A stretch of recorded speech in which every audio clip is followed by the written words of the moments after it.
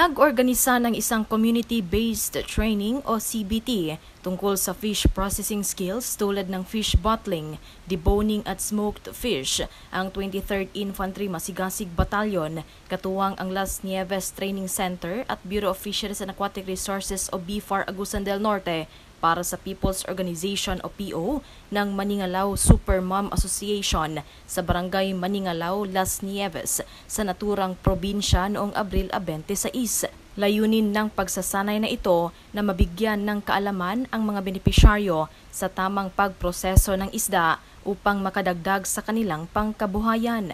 Bukod dito, binigyan din sila ng pagkakataong maibenta ang kanilang produkto sa isang local trade fair sa munisipalidad ng Las Nieves.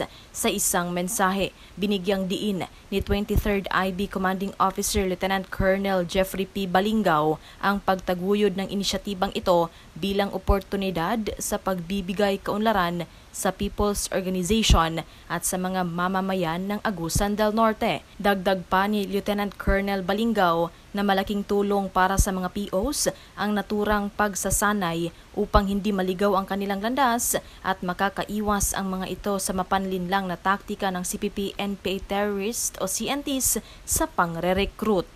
Napapanahong balita, serbisyo publiko para sa Pilipino. Ella Rivera, 4ID News.